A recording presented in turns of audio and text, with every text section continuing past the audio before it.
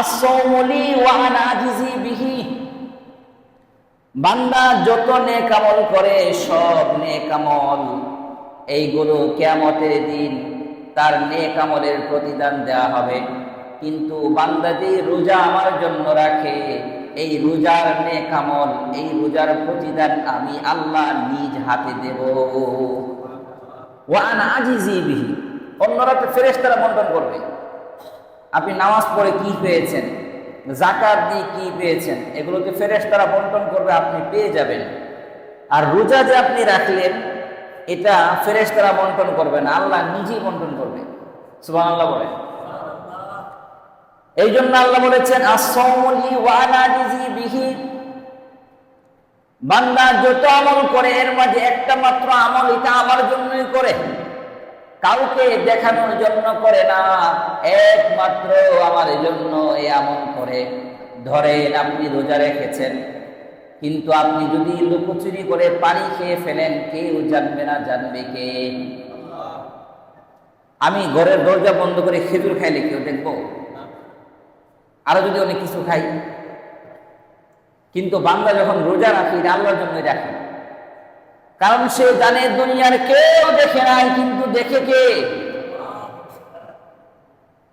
বান্দা মনে মনে এটা ভাবে আমি একমাত্র আল্লাহর জন্য রোজা রেখেছি। আমার যদি খাওয়া দাওয়া, আমার চুরি করে পানি খেয়ে ফেলা, অনেক জিনিস খেয়ে ফেলা কেউ দেখে না, দেখে আল্লাহ। এই জন্য আল্লাহ বলেছেন বান্দা যখন নামাজ পড়ে এই নামাজটা লোক দেখানো হতে পারে। বান্দা যখন যাকাত দেয় এই যাকাতটা মানুষকে দেখানোর জন্য হতে পারে। বান্দা যখন হজ করে ওই হজটাও মানুষের দেখানোর জন্য হতে পারে। কিন্তু বান্দা যখন রোজা রাখে ওই রোজা একমাত্র আমি আল্লাহর জন্য রাখে, আমি আল্লাহর জন্যই রাখি। এই জন্য যেহেতু বান্দা আমার রোজা আমার জন্য রাখে, এই জন্য রোজার প্রতিদান আমি আল্লাহ নিজে দেব। অন্য এক রাতের মধ্যে আসছে ওয়া আনা উজিজা বিহি, এই রোজার প্রতিদান আমি আল্লাহ নিজেই হয়ে যাব। আল্লাহ দিবে এমন না, রোজার প্রতিদান আল্লাহ নিজেই হয়ে যাবে। এর মানে কি? ধরেন এই পৃথিবীতে আল্লাহ আপনার হয়ে গেছে, আপনার কোনো টেনশন আছে?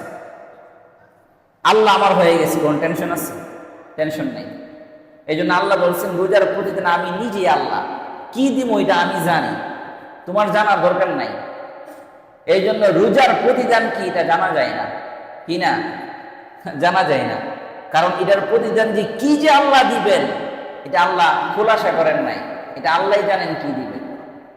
এই জন্য আপনি যেই রকম নিয়ত করে আল্লাহর উপর যেই রকম ভরসা করে রোজা রাখবেন, প্রতিদান আল্লাহর কাছে ওই পরিমাণই পাবেন। সুবহানাল্লাহ বলেন।